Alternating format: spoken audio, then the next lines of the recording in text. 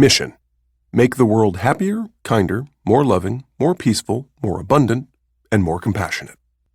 If you want to be successful in business, you have to be a creator.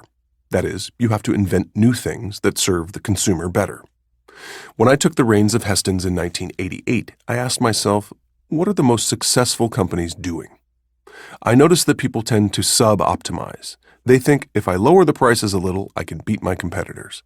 And of course, those competitors are thinking the same thing, so they lower their prices too. After a while, no one is winning, especially not the consumers.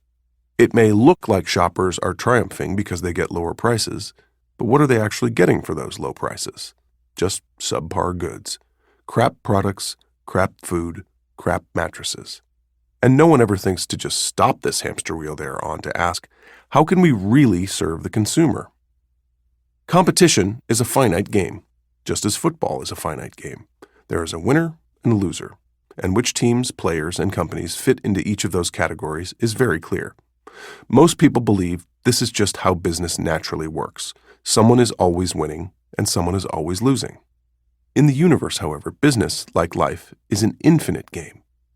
This becomes clear when we apply optimization theory, which is concerned with actually seeking the most favorable conditions and outcomes. When contemplating this theory, I realized that it is possible to find a true optimum, also known in optimization theory as the maximum. It was clear to me that if we implemented this theory in our business, it would enable us to create the maximum value not only for the consumer, but for everyone involved, including us, our employees, and society in general. In other words, there'd be no winners and losers, only winners. This understanding is the basis of our corporate culture at Hästens. Love is infinite, unlike, say, Bitcoin, the supply of which is limited by Bitcoin's protocols, which dictate a ceiling of 21 million. There will never be more than 21 million Bitcoin in the world. Love, on the other hand, is different. Love is limitless. There is no cap, no ceiling. While Bitcoin can buy many things, it cannot buy love. And yet with love, everything is possible. The one who gives love does not have less love because he has given it away, nor does he get less love in return. We channel that love into joy, and the more joy we give to others, the more joy they can share. From love, joy grows exponentially. We all benefit and receive as great a share as everyone else. What happens when I am competing with someone else? Am I able to completely focus on the goal of serving people? No, that's not possible because a minimum of half my energy is spent keeping my competitor top of mind. I'm not really concentrating on serving people for the highest good, and that is a huge waste of energy. Success follows joy, peace, abundance, and gratitude, not the other way around.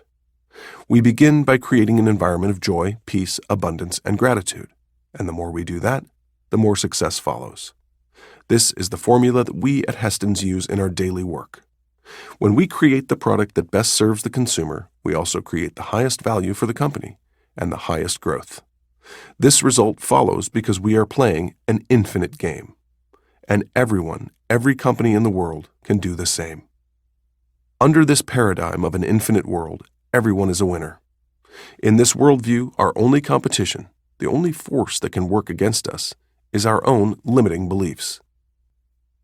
When I talk about limiting beliefs, I am referring to the negative internal dialogue that holds most of us back and prevents us from living a life full of abundance.